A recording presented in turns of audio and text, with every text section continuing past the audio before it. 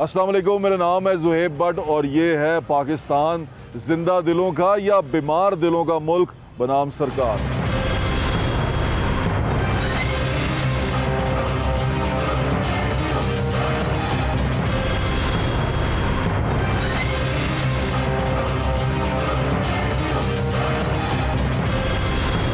एक नई तहकीक के मुताबिक पाकिस्तान नंबर 1 आ गया। परेशान मत होइएगा, नंबर 1 इसमें आया है कि पाकिस्तान के अंदर जो नौजवान लोग हैं, कि हम नौजवान नेशन है, नौजवान कौम है, हमारे यहाँ पर जो उम्रें हैं वो बहुत कम है। तो यानी कि जो ज़्यादा तादाद है लोगों की उनमें कम उम्रें हैं, यानी कि वो 18 से 35 या 40 के दरमियान के हैं और वो लोग नौजवान हैं। अब ये पाकिस्तान में दिल की बीमारियां जो बढ़ती जा रही हैं, हार्ट अटैक से अमवात बढ़ती जा रही हैं, पाकिस्तान उसमें नंबर 1 आ चुका हुआ है। पाकिस्तान के अंदर दिल की बीमारियां क्यों बढ़ती जा रही हैं, नौजवान लोगों को दिल का प्रॉब्लम क्यों होता जा रहा है, आज इसी मौजू पे इस पर बात करेंगे। सुनिएगा ज़रूर, अपने बच्चों को भी सुनाइएगा आज का शो। ये मत सोचिएगा कि आज गली महल्ले नहीं फिर रहा, एक्टिविटी नहीं की, मज़ा नहीं आ रहा तो चक्के चले जाइए, आगे ना जाइएगा। ये सुनिएगा, ये आपकी ज़िंदगी का इससे ताल्लुक़ है, इसका ताल्लुक़ आपके बच्चों के मुस्तकबिल से है, आपके बच्चों के सेहतमंद मुस्तकबिल से है। तो आज का शो सुनना वालिदैन के लिए भी उतना ज़रूरी है और बच्चों के लिए भी उतना ज़रूरी है, क्योंकि आज के शो में हम आपको माहिरीन से मशवरा लेके देंगे कि ज़िंदगी को कैसे बेहतर किया जा सकता है और हम जो मुश्किलात का सामना कर रहे हैं क्यों कर रहे हैं। हमारे साथ रहिएगा।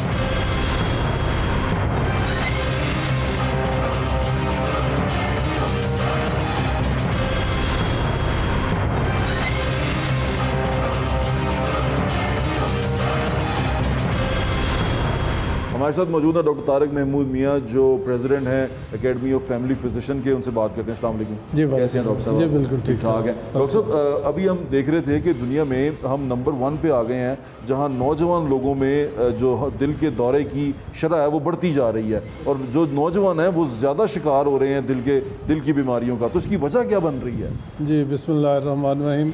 बट साहब ये है कि दुनिया में 2 किस्म की बीमारियां होती हैं, एक कम्युनिकेबल डिजीज़ और एक नॉन कम्युनिकेबल डिजीज़। जो कम्युनिकेबल हैं वो होते हैं जरासीमों से लगने वाली, जो नॉन कम्युनिकेबल हैं वो हमारे लाइफस्टाइल की वजह से होते हैं। और हमारे मुल्क में अनफॉर्चुनेटली प्रिवेंशन के ऊपर लाइफस्टाइल डिजीज़ हमेशा प्रिवेंट की जाती हैं।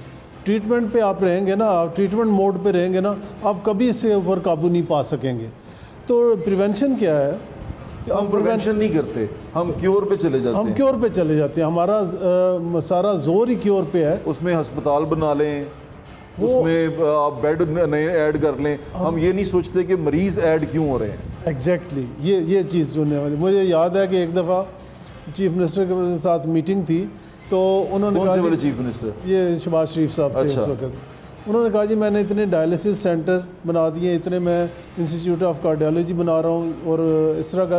तो मैंने उन्हें कहा कि सर एक अगर काम करें, एक डायलिसिस सेंटर के पैसे आप प्रिवेंशन पे लगा, हम लोगों का ब्लड प्रेशर और शुगर का टेस्ट ये साल में एक दफ़ा कर लें। कितने लोग हैं जिनका ब्लड प्रेशर 200 प्लस है और कितने लोग हैं जिनकी शुगर 200, 300, 400 तक गई है और वो कहते हैं जी हमें कुछ नहीं होता, उन्हें पता ही नहीं है उनकी है। और ये क्या होता है कि आहिस्ता आहिस्ता ये आपकी खून की नालियों को तंग कर रही है। इन्हें मेटाबॉलिक डिजीज़ कहते हैं।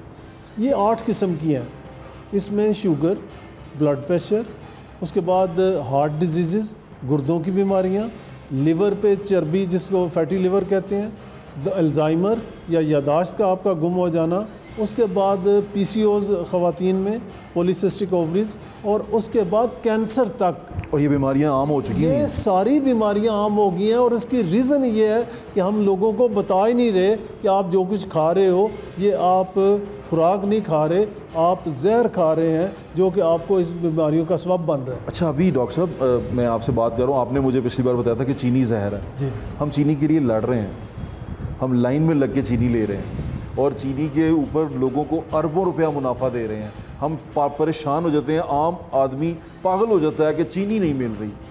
और चीनी है क्या? आप अंदाज़ा करें कि चीनी जो है ये अगर हम टोटली छोड़ दें ना तो हमारे जिस्म को फ़ायदा होगा, नुकसान कोई नहीं होगा।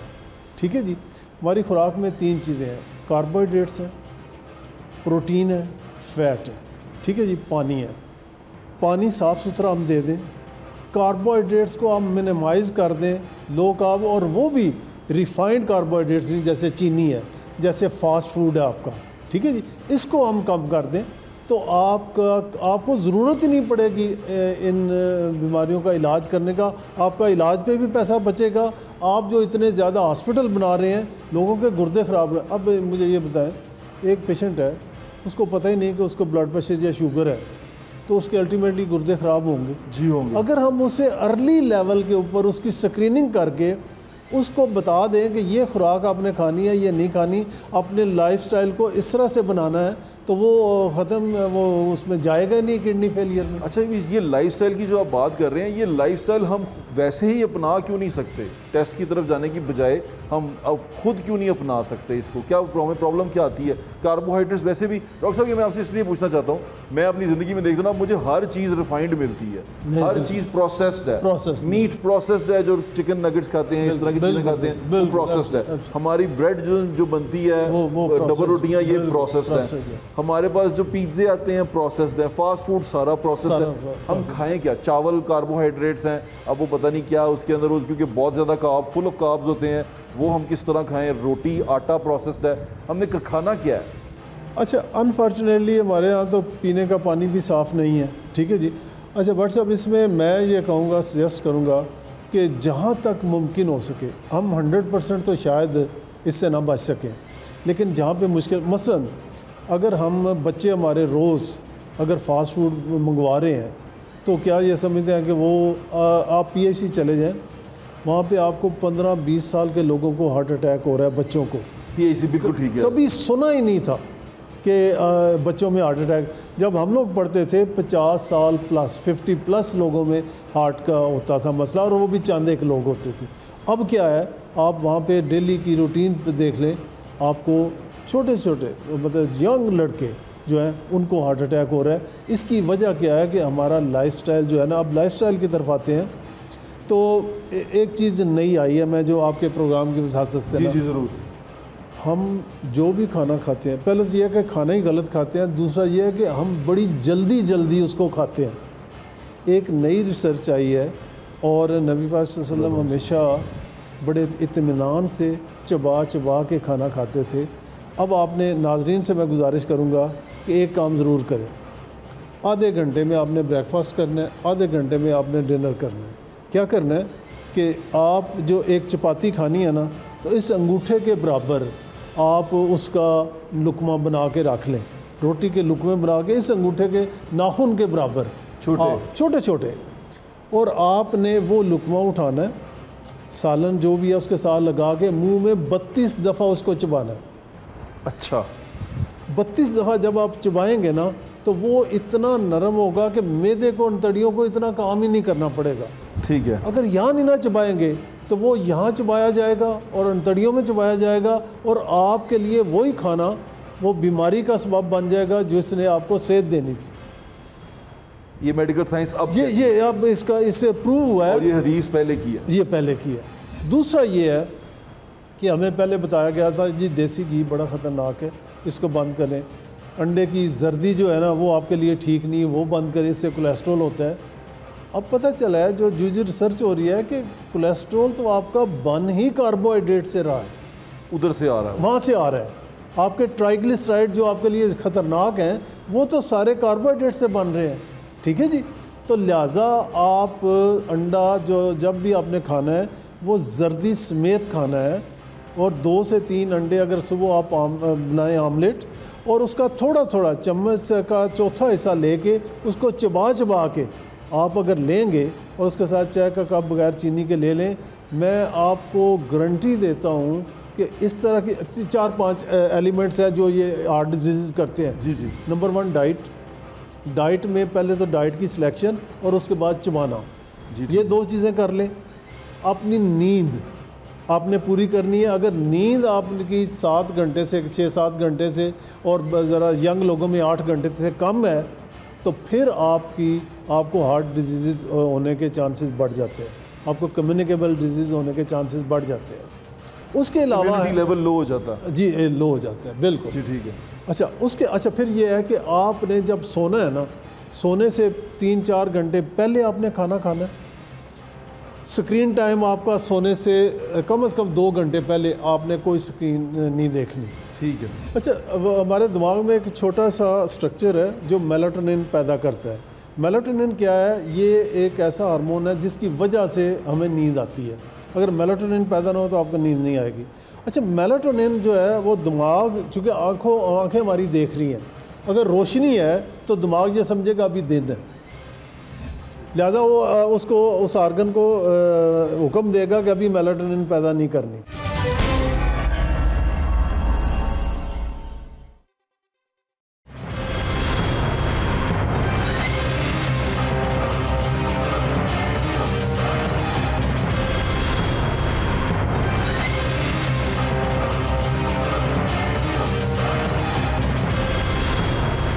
अच्छा, हम रोशनी में हमारा बॉडी बनी इस तरह है कि अंधेरे में सोता है जी और दिन में जागता है, बिल्कुल।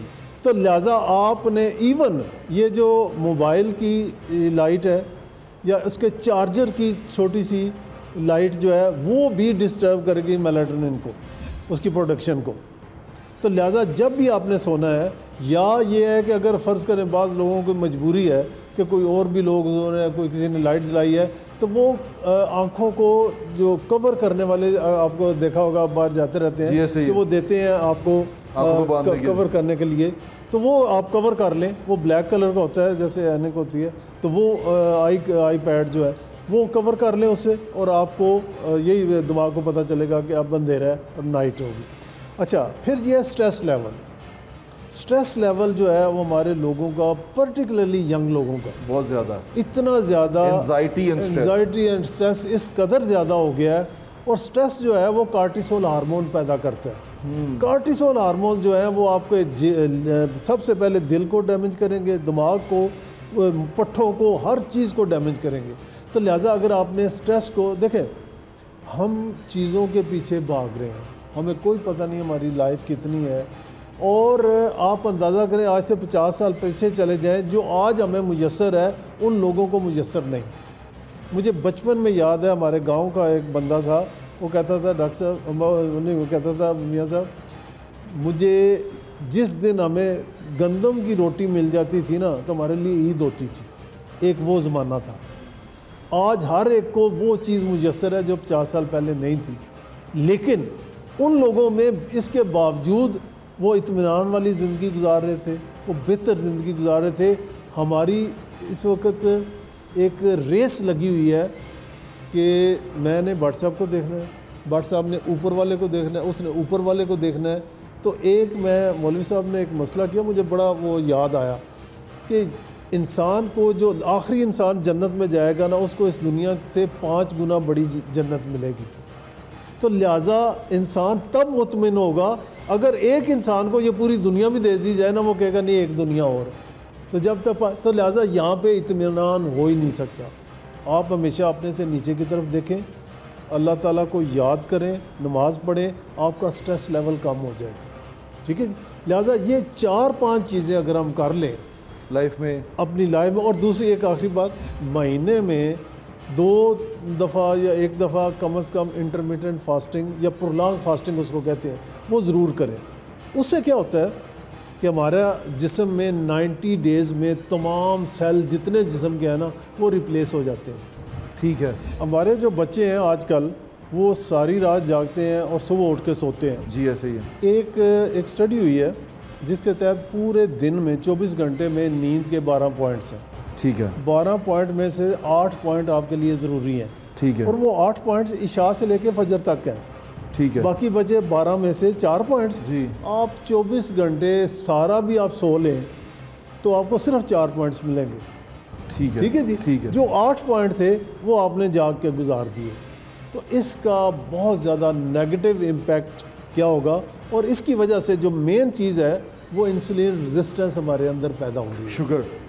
शुगर भी इंसुलिन रेजिस्टेंस की वजह से होती है।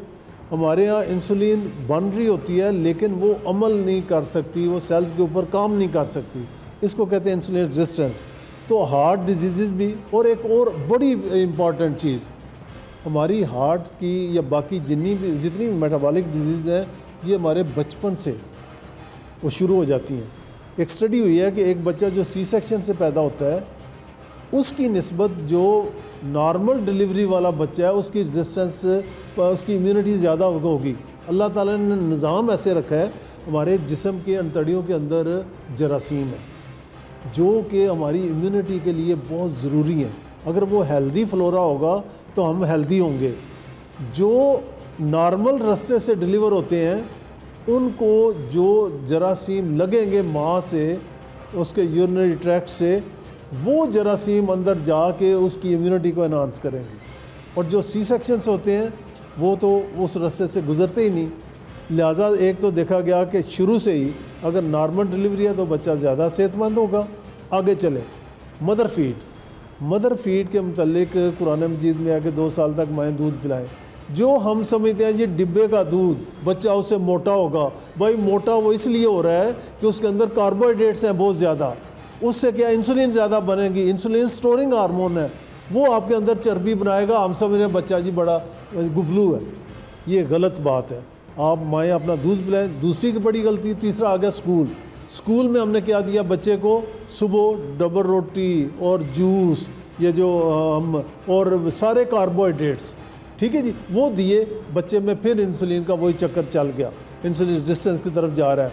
उसके बाद बच्चा जब खुद थोड़ा समझदार हुआ तो Foodpanda, fast food, cold drinks, fizzy drinks, ये सारी चीज़ें, ये वो चीज़ें हैं, ये वो चीज़ें मैंने आपको पैदाइश से लेके यंग एज तक बताया कि लोगों की एक्सरसाइज। हमारे दौर में जब हम बच्चे थे तो बच्चे घर में नहीं टिकते थे, माँ बाप को रात को इकट्ठे करना पड़ते थे कि आ जाएं बस करें।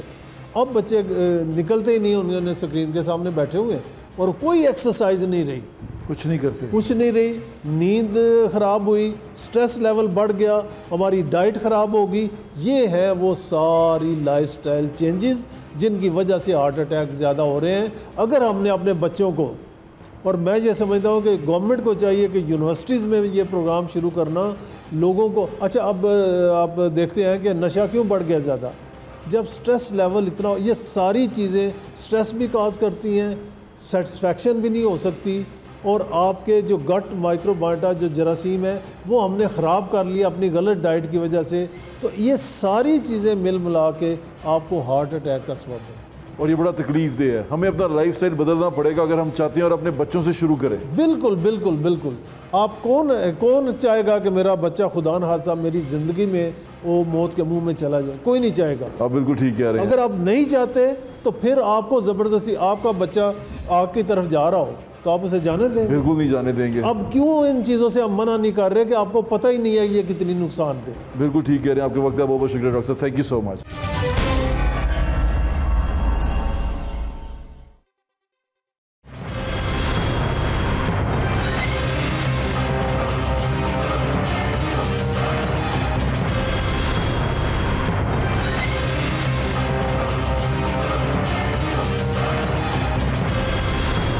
डॉक्टर साहब की आपने बात सुन ली। डॉक्टर साहब ने कहा कि हम क्योर पे ज़्यादा काम करते हैं, हम बीमारी लग जाने के बाद बीमारी संभालने का काम ज़्यादा करते हैं, हम बीमारी रोकने का काम नहीं करते। हम इस बारे में सोच ही नहीं रहे कि बीमारी को फैलने से कैसे रोका जाए या इस बीमारी से बचा कैसे जाए, अपनी ज़िंदगी कैसे बेहतर बना सकते हैं। एक हम स्कूल में छोटे थे ना, तो स्कूल में पढ़ा करते थे, दीवारों पर लिखा होता था कि परहेज़ इलाज से बेहतर है। हम ये पढ़ते थे बचपन से, और मेरे ख्याल से मेरी जनरेशन के हर बंदे ने पढ़ा है। अब जो बच्चे हैं उनको पता है कि नहीं पता, तो वो इसका अंग्रेज़ी में भी इसको कहते हैं prevention is better than cure. तो प्रिवेंशन बड़ी ज़रूरी है बीमारी की, बीमारी से ख़ुद को बचाना बड़ा ज़रूरी है। और बीमारी से बचा कैसे जाए? इंसान का जिस्म अल्लाह ताला ने इतना खूबसूरत तरीके से बनाया है, उसका निज़ाम इतना खूबसूरत है जो खुद ही खुद को ठीक करता है। उसकी तमाम लवाज़मात को अगर पूरा कर लिया जाए, ये जदीद दुनिया की जो क्या कहते हैं खराफात हैं, इसको खुद से दूर कर लिया जाए, जिसमें स्क्रीन सबसे अहम किरदार अदा करती है। अपनी ज़िंदगी को, एक्टिविटी को बेहतर बनाया जाए, अपनी लाइफस्टाइल को बेहतर बनाया जाए, एक्सरसाइज के ऊपर गौर किया जाए, और जो जिस्म का जिस तरह बनाया गया है, दिन में सोने के लिए, दिन में जागने के लिए, रात में सोने के लिए, दिन में सोने के लिए। मेरे जैसे लोग अभी भी दिन में सोते हैं, लेकिन मैं भी आज का शो सुन के सोच रहा हूँ कि मुझे भी चेंज करना चाहिए खुद को। मैं आपको तो कह रहा हूँ चेंज करो, लेकिन मैं आज के बाद ये सोच रहा हूँ कि मुझे भी खुद को चेंज करना चाहिए। कि मिडिल एज में जब आप आ जाते हैं तो आपको ये बीमारियाँ लगने के चांसेस बहुत ज़्यादा हो जाते हैं। आपको अपने जिस्म का ख्याल रखना चाहिए, और ये सब कुछ ठीक करने के लिए एक और डॉक्टर के पास चलते हैं और जाके उनसे पूछते हैं, डॉक्टर साहब हम लाइफस्टाइल कैसे बेहतर कर सकते हैं और इसके ऊपर काम कैसे कर सकते हैं, और उसके साथ साथ हम एक और चीज़ पे बात करेंगे कि अपनी डाइट कैसे कंट्रोल कर सकते हैं। हमारे साथ रहिए।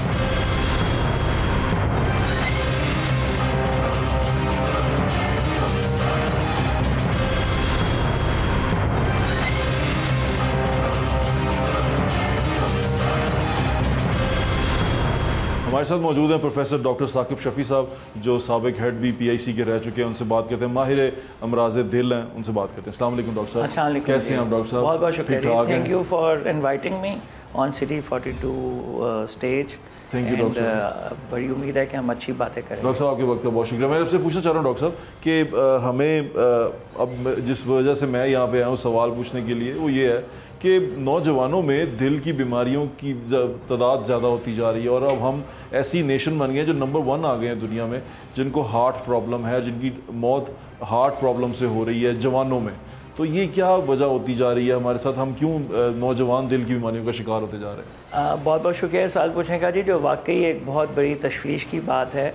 और मेरे ख़्याल में हम एक जगह पे बहुत ज़्यादा लैग कर रहे हैं, वो ये कि तमाम हुकूमतें साबका मौजूदा दिल की बीमारियों के इदारे तो बनाते जा रहे हैं, और उसकी ज़रूरत भी है, लेकिन रोकथाम पे बहुत कम बात होती है।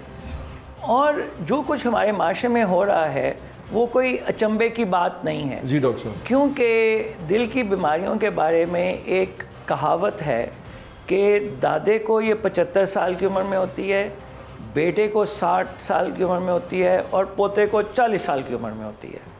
अब इसकी वजह क्या है?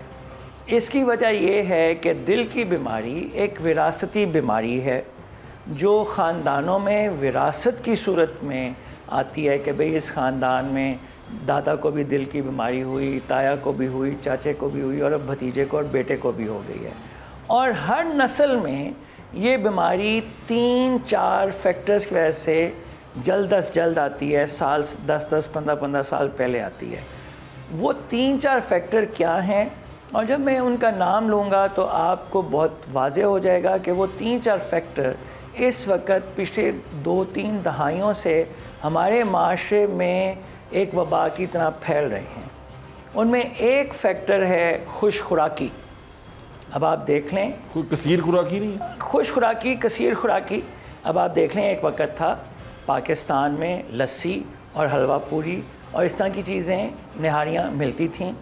अब अगर आप देखें तो पाकिस्तान में इनके साथ साथ क्रीमी कॉफ़ी, ब्राउनीज़, पेस्ट्रीज़ और पिज़्ज़ा भी मिलता है। वो सब चीज़ें भी हैं, और ये एक मगरिब से बुरी खुराकों की यलगार भी हो गई। दूसरी तरफ अब आप आ जाएं, दूसरा फैक्टर है आराम पसंदी। आज से 20-25 साल पहले लाहौर की सड़कों पे और दूसरे तमाम शहरों की सड़कों पे सुबह के वक्त आपको साइकिलों पे बच्चे स्कूल जाते हुए नज़र आते थे। स्कूल बड़ी बड़ी इमारतें थीं, और हर इमारत में बड़ी बड़ी ग्राउंडें थीं। स्कूलों के बच्चे ग्राउंडों में खेलते थे। उन्हीं ग्राउंडों से हमारे हॉकी और क्रिकेट के गोल्ड मेडलिस्ट और कप विनर्स निकलते थे। अब वो एक्टिविटी ख़त्म हो गई है। हमारे बच्चे गाड़ियों पे, चिंगची पे, मेट्रो पे, बसों पे आते हैं, और उन्होंने जब शाम को दोस्तों ने मिल बैठ के कोई आइसक्रीम वगैरह खानी हो, कोई जैसे कहना चाहिए चिल आउट करना हो, तो वो होम डिलीवरी करा लेते हैं, साइकिलें चलाते हुए, चलते हुए। कोई रॉ पीने के लिए, कोई कोक पीने के लिए 2 किलोमीटर चलते हुए जाते नहीं। अच्छा डॉक्टर साहब, ये जंक फूड आपने कहा यलगार हो गई मगरिब से, ये जंक फूड तो बहुत बुरी चीज़ है, तो इसको मतलब बच्चों से को कैसे रोकें? बच्चों को कैसे बताएं कि ये अब रुक जाना चाहिए तुम्हें इस जंक फूड से? बहुत ही आसान काम है। बच्चे हर उस काम से रुकेंगे जिससे घर के बड़े रुकेंगे, और बच्चे हर वो काम दुगना तिगना करेंगे, चाहे वो अच्छा हो चाहे गलत हो, जो घर के बड़े करेंगे। अब इसमें बाज़ बातें हमारी सोशल चेंजेस आ गई हैं। एक वक्त था हमारे माशरे में वर्किंग वीमेन बहुत थोड़ी थीं। माँ घर के लिए ताज़ा सादा खुराक तैयार करती थी। अब माशरा तब्दील हो रहा है पॉजिटिवली।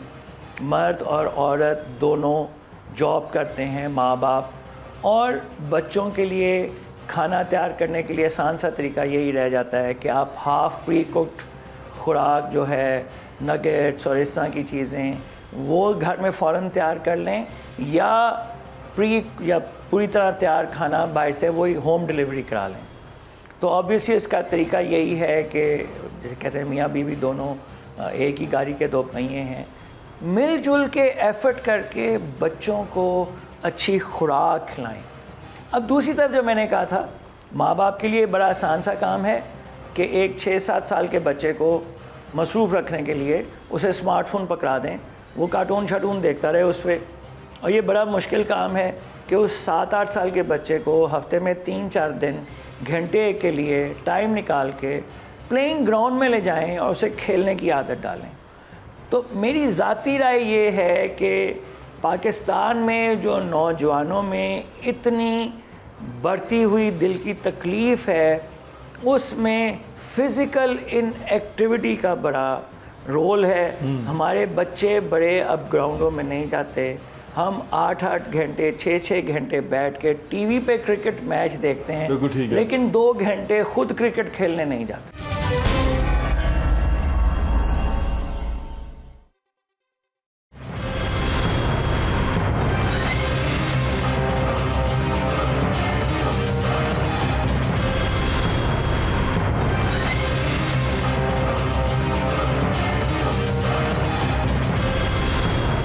अच्छा डॉक्टर साहब, हर चीज़ की एक्सरसाइज है।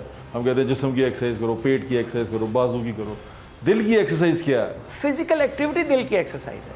आप जो कोई भी बाजुओं की एक्सरसाइज करते हैं वो आपको शुगर, ब्लड प्रेशर, वज़न, कोलेस्ट्रॉल कंट्रोल करने में मदद देती है। बाज़ एक्सरसाइजेज़ हार्ट को ज़्यादा फ़ायदा पहुँचाती हैं, जैसे अगर कोई शख्स स्विमिंग अफोर्ड कर सकता है, हेल्दी और स्विमिंग कर सकता है, हार्ट के लिए बेस्ट एक्सरसाइज है।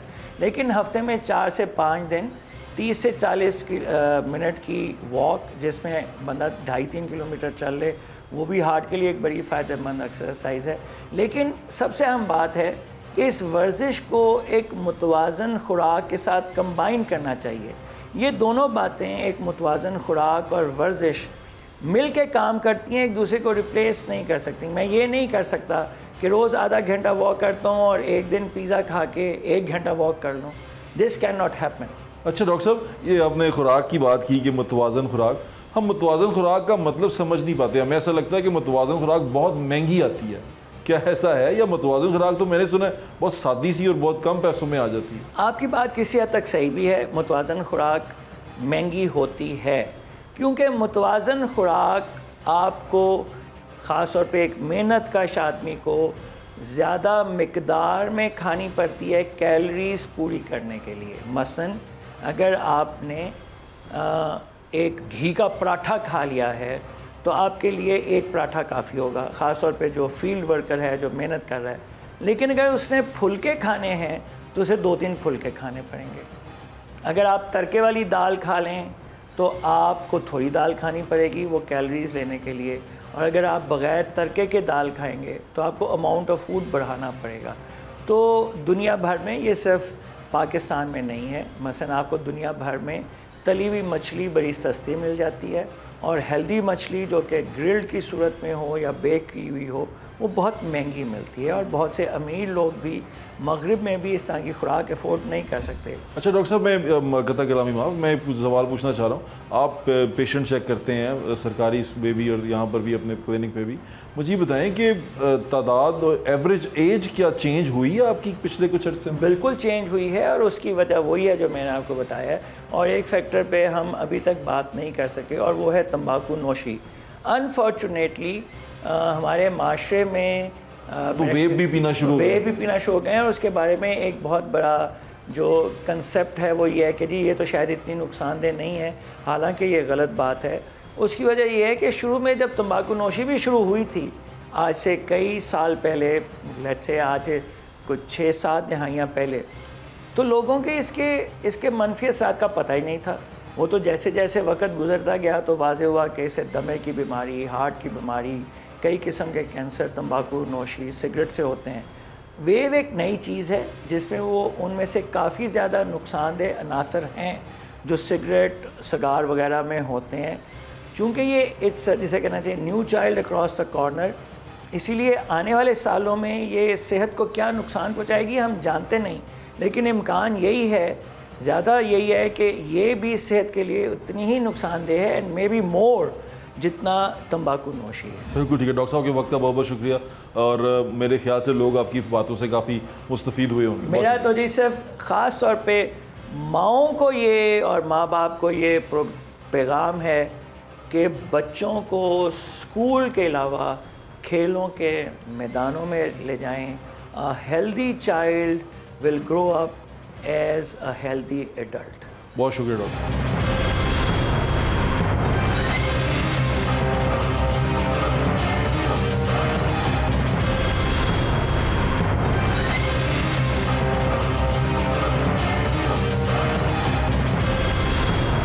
दिल की बीमारियां बिल्कुल बढ़ती जा रही हैं, दिल की तकलीफ़ बढ़ती जा रही है। अब वो नफ्सियाती हो या जिस्मानी हो, दोनों सूरतों में तकलीफ़ें बढ़ती जा रही हैं। उसकी सिंपल सी वजह, हमने अपना लाइफस्टाइल बदल दिया है। हम अपने ज़िंदगी में से एक्टिविटीज़ को कम करते जा रहे हैं और कार्बोहाइड्रेट्स और पिज़्ज़े की सूरत में बहुत सारा जंक अपने अंदर डालते जा रहे हैं। हम अपनी आने वाली नस्लों को कमज़ोर कर रहे हैं, हम उनके दिल कमज़ोर कर रहे हैं, उनके जिस्म कमज़ोर कर रहे हैं। हमें अपनी अगर ये आदत ना बदली तो जो एवरेज एज है जो हमारी है कि अगर हम 70 साल तक जाते थे या 80 साल तक जाते थे, अब वो 60 साल पे आ गई है, 60 से 55 पे आ जाएगी और 50 पे आ जाएगी। और जिस तरह हम कहते हैं कि हम यंग नेशन है, खुदा ना खास्ता हम मोर्टेलिटी में हमारा रेट यानी कि अमवात में हमारा रेट भी ज़्यादा सिर्फ यंग लोगों में ना होना शुरू हो जाए। तो मेरी आपसे दरख्वास्त है, अपने लाइफस्टाइल को बदलें, ज़िंदगी को बदलें, अपनी ज़िंदगी के अंदर मुशक्क़त लेके आएँ। मुशक्क़त से जान छुड़ाते रहेंगे तो ख़ुद को कमज़ोर करते रहेंगे। वो एक्सरसाइज जिस तरह होती है कि आप ज़्यादा वज़न उठाते हैं ज़्यादा ताकत हासिल करने के लिए, मसल को मजबूत करने के लिए, उसी तरह अपने दिल को भी मजबूत रखें,